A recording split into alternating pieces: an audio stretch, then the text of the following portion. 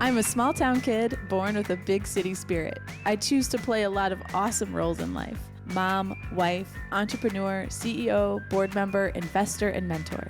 17 years ago, I founded a marketing consultancy, and ever since, my husband JR and I have been building our careers and our family on the exact same timeline.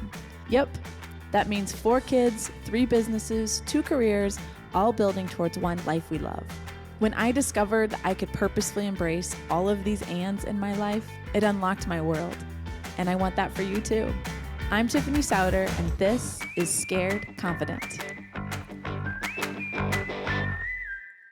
So it's fall break this week, which looks like a combination of me doing some work, doing some fun things with the girls. I was gone Monday and Tuesday doing a speaking event in Nashville, and JR has been gone most of the week. So it's been a bit of a mashup.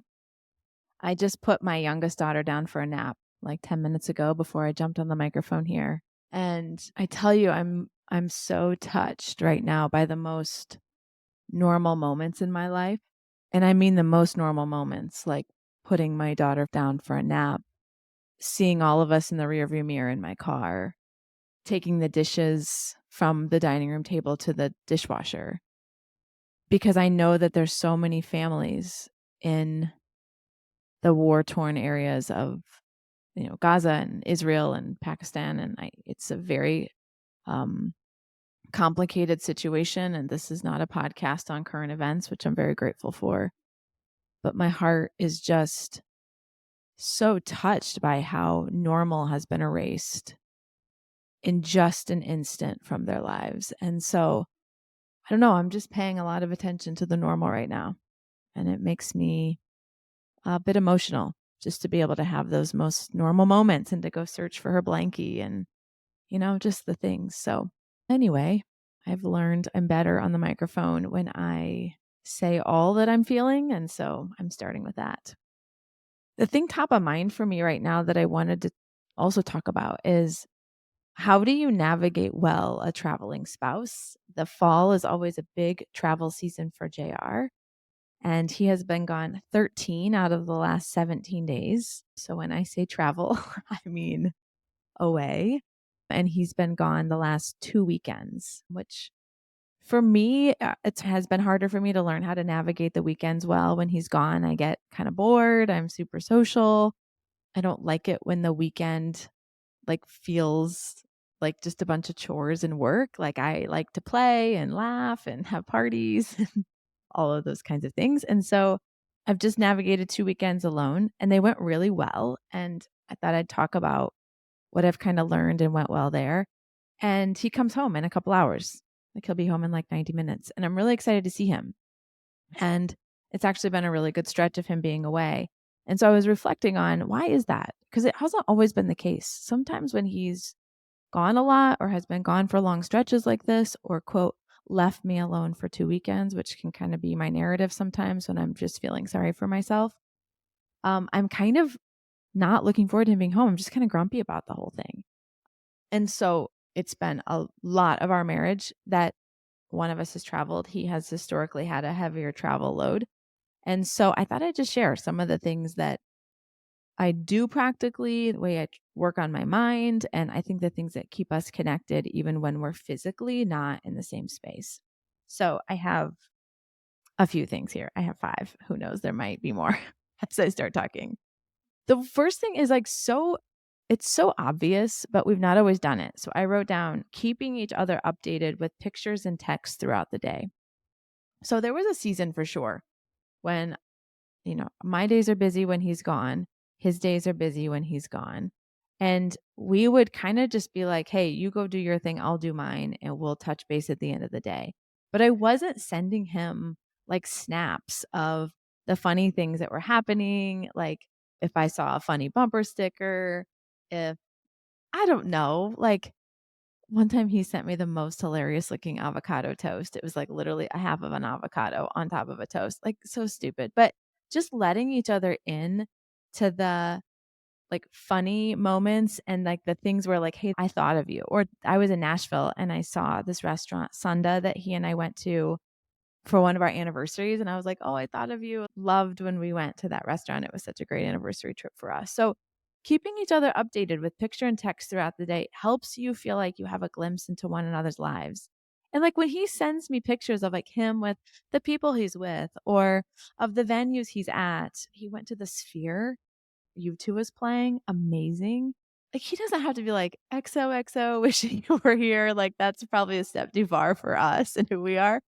But it like made me feel good to know he was like, oh my word, Tiffany would think this was so rad. I want to show her this. So I would encourage you, keep each other updated with pictures and texts throughout the day. We fell out of the habit of that because we just got, I would say, very obsessed probably about our own calendars and the things that we were doing. And I think actually what you're doing is accidentally telling the other person, like, it's not important to me to update you on what I'm doing. And that has really helped us stay connected. I think we've done a really good job of that in this stretch. And I think that's part of the reason I still feel like really connected and close to what's going on in his life. The second one is to talk for at least 10 minutes each night. So I know 10 minutes feels a little bit arbitrary, but it takes like 3 to 5 minutes to kind of get through just like, hey, how was your day? How's the weather? What time is it there? Is your hotel bed comfortable? What the girls have for dinner? Like just kind of the like rote stuff.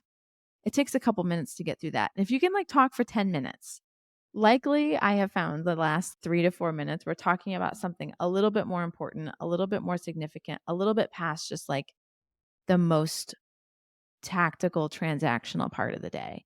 So try to talk for 10 minutes. And I just noticed this. I usually at like 4 minutes, I'm like, okay, I kind of told you this stuff. And if we keep talking, then we get to something real and share something that was like an insight or something I learned, or this was kind of hard, or I got this email that kind of made me upset. And I think it just takes like the relationship one more step, even when you're like very practically in different places. Okay. I talked about him being gone on the weekends. I have learned when he's going to be gone, I've got to like make the weekend really fun. And what that usually means for us, because I'm very social and very extroverty and like to have parties and things going on, is I'll usually plan something here. A big party for the kids, have a bunch of friends over, maybe try a new restaurant. Maybe the girls and I will go bowling and then we'll have like pizza underneath the trampoline or something kind of like silly and impractical like that. I much more like to be silly and impractical, like having pizza underneath the trampoline. Tara would be like, there's so many bugs. Why would you do that? It's like, I mean, it's a bad idea, but it's like fun. It's like an adventure. So I've learned to do things like that, that serve the girls, allow me to be like super busy, allow me to do something that gives me like a creative outlet, like I'm serving other people. Our house is full. That I just love. And both weekends really looked like that. We had a bunch of people over. They can stay as late as they want. The house can be a little bit messy. And not that Jared's like militant about things, but it can just be a little sloppier when it's just me and the girls. And so I'm not like, oh, I look forward to him being away. But I have found a way to solve for those weekends where I'm like, oh, I'm really looking forward to this weekend. The girls and I are going to have a really great time. And we're doing things that we don't normally do with him. And so I don't find myself missing him. It's not like I'm going to a dinner party or our favorite restaurant that we love to go as a family. Like I found not doing those things makes the weekend go better for me. So we do things that we don't do when dad's home. And it makes it, I think, a fun adventure for the girls and I. And it makes it so that I'm not missing him. And when I'm missing him, I'm usually like frustrated and annoyed. And that doesn't serve anybody. That's like not that productive. So that has been helpful for me. Make the weekend fun. Give yourself something to do. Change up the routine. Try a new yoga studio. I don't know. Do something just out of the ordinary. I've also noticed when JR is gone, I often have to tell people that. Meaning, I just like generally export on my life at all times. It's maybe a tragic flaw, maybe good. I don't know which it is. Somebody asked me if I can like meet early, and I'll say I can't right now because my husband's away. And so I don't have the same kind of backup in the morning as I would if he was home. And I've learned the way you talk about your spouse when they're away is how you experience them. Meaning, I can say to that person, oh my word, it's so annoying. My husband's been gone 13 of 17 days. Can you believe it? So, no, I can't meet you. Like, that is a way to talk about it where I'm the victim, my husband is the offender, and, and I'm, like, kinda talking bad about him. Or I can be like, "Yeah, my husband just had, like, a lot of really cool opportunities inside of his business, so he's not home right now, and so I don't have quite as much flexibility, but I'd love to meet with you another time if we can." Like, the way I talk about him, the way I talk about the things he has going on, the way that I talk about what we've decided the opportunities are gonna be for him, you know what I mean? Like, the things we're gonna lean into as a family. I have a shared responsibility for that. I'm excited for him. I'm excited for us. Like, I think it's really cool what he's getting to do and explore and the opportunities for the business that he's leading. Like, that's super cool. And the way I talk about him informs the way I think about him, which informs the way I experience him while he's away. Does that make sense? So, the way that you talk about your spouse is the way that you think about them, which becomes the way that you experience them while they're away. And so, watch your words, watch the way that you're talking about them, watch the tone that you're using when you say their name, watch how you're describing to others what it looks like for them to be gone. Because maybe there's a lot of conflict around it. And so, that's something that you need to privately resolve. But nobody wins with you, like, I don't know, like, just publicly blasting them. Like, nobody wins in that scenario at all. So, I don't know, I've really learned to watch that because there are times I'm a little tired. There's times it is a little bit of a lot, and I'm not disingenuous about that, but I'm not a victim to it. Like, we chose this together, and sometimes it's a lot. And I will find ways to, like, make it fun if I can, and I work each time he's gone to make it go a little more smoothly, to be a little better at it, to be a little bit more prepared. Okay, this was not on my list, but I want to add this one. Food to me is like something I have to have solved when my husband is gone or I like lose my mind. We are a live to eat family. We love to eat. I love to eat. I cannot just eat like tuna out of a can with bagged lettuce and feel satiated. I wish I could. Wish I could just be like, baby girl ate her macros and so now I'm done eating. It's not how it works for me. It needs to taste good, it needs to be hot. I need to use a fork. Like, I just am a little high maintenance when it comes to that. I like to eat. My kids like to eat. I can't just eat pizza at the island and it feel like dinner. Just can't do it. So I food prep like a monster before he leaves. And that can be like, go get a couple rotisserie chickens and have them deboned. Like, it doesn't have to be this gourmet situation. Sometimes I'll buy a little bit more prepared proteins when he's away, like shredded pork from Costco or those Amy Lou meatball, like chicken meatballs are amazing. So things are like pretty quick prep that I can have ready in like 15 to 25 minutes. I would say when he's going to be gone, I obsess a bit more than normal out of that motion because if I start to get behind in that eating area, it does not go well. I don't like how I feel. And then I feel grumpy. And then I take it out on the girls. And then it just starts a really bad cycle. So that's my thing. I don't know what your thing is. It might be like you have got to get your morning runs in. And so you need to wake up 30 minutes earlier, which means you've got to make sure that you go to bed on time. It could be that you hate unfolded laundry. And so you're going to try to get ahead on laundry before your spouse leaves. I don't know what your thing is. Everybody's kind of got their tick, like their thing where like if this is done, then all is good in the world. Mine is food.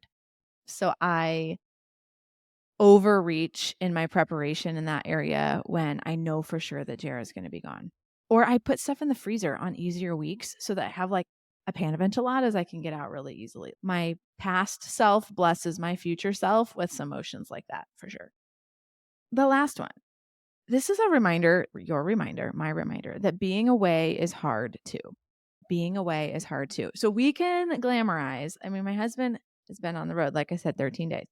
He also got to do some very cool things. He went to Thursday Night Football. I said he saw you two at the Sphere. He went to some incredible restaurants, his owners. I mean, God bless them. They're such foodies. They love to go to amazing restaurants, try new things, eat like extravagant sushi, all of this, all the stuff while I'm, eating 7-day-old kale. That's how it can feel is like you're doing all these glamorous things and look at me, I'm just at home, trying to do my job, keep up with the kids, driving people everywhere. But it is really hard to be away too. I was just gone for 2 nights, only 2 nights. And I was like, this is like hard. schlepping your stuff around, sleeping in an unknown bed, like getting in too late to eat any real food, having meetings start too early to have time to work out. Like, it's also hard to be gone. And so reminding myself of that when I'm like, he gets to do all these fancy things and do all this cool stuff. And like, I'm just home. Like, it's also hard to be home. Yes, there are some really cool things about being away. There's some really nice things about not having to worry about somebody else needing to go to the bathroom and pulling their pants up like I have to do when I'm with Quincy. Like, yes, there are some things that are nice about being away. And it's also really hard. And it's the same thing about being home. There's amazing things about being home. I get to sleep in my own bed. I get to eat my own food. I get to work out in my own gym. I get to be able to like sit in my own office and like feel the efficiency that comes with working in a familiar space and having my charger and being able to go get a cup of coffee if I want to. Like, there are really helpful things about being able to be home. And there's some things that are hard.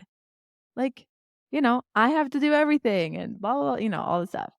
So just remember, no matter where you are, whether you're the spouse who is home or you're the spouse who is away, there is something great about that one and there is something hard about that one. And don't only see the positive part of leaving and the negative part of staying home, or vice versa. The positive part of being home and the negative part of being away. It's where you need to be as a result of the goals that you have. And so I feel myself feeling very grateful that in this season where JR needs to be away a lot, two things are happening. One is I have the flexibility to be able to choose to be home. And I'm saying like home. I'm not like actually in the physical building all the time, but like within driving distance of our home. I'm at work, kind of in my morning routine. Or we have this amazing army of people that help us keep things going so that it can be as normal as possible for the girls while we have these seasons in our careers that are creating opportunities where we need to go somewhere else. So anyway, this is just super top of mind for me because of all the aloneness. I'll also say, like, we do some really fun stuff. Like, my grandma, so my girls' great grandma, I believe she just turned 93 and she's in a nursing home. And my girls have been up to see her, I don't know, probably 6 times in the last 6 weeks or something like that. So we go see grandma. It's so sweet for them to have interactions with that age of just like people and hearing about the stories. Grandma was 11 during World War II and asking her about that and seeing her older brothers go to war. Aubrey, my oldest, is going to be 15 in January. And so she'll take driver's ed. And my parents live in the middle of nowhere. And so my dad took her driving, which is something I've kind of wanted JR to like do, or we need to like get her behind a car. I grew up on the farm. And so we were driving so early. And she's going to need to drive in the city. So, I mean, I feel like she needs to get some practice. So I was like, my dad can do it. That's great. So instead of being annoyed that JR can't, I just like solved it differently.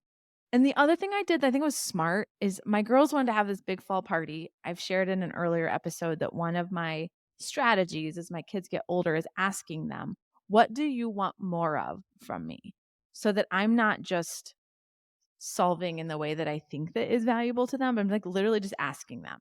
I guess that way when they're like, I don't know, when they're 43 and they say that something sucked about their childhood, I can say, well, I asked you and you didn't tell me. I don't know. But so Aubrey, my oldest, is like, I love to have parties, but she loves to have her friends over. And so she's like, I want to be able to have my friends over more. So we did this really big fall party. It was awesome. The kids had so much fun. I had a bonfire and outdoor games and all this, but I still had my little kids.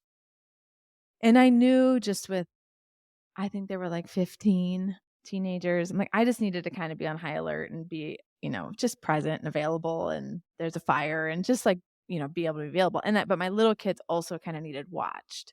And so I had a sitter over, even though I was here. And she's watched my girls a bunch. She's like, kind of become a family friend. And she just came and hung out with me for like 3-4 hours, helped me get prepared, helped me clean up dinner like so much faster than if I had to do it alone.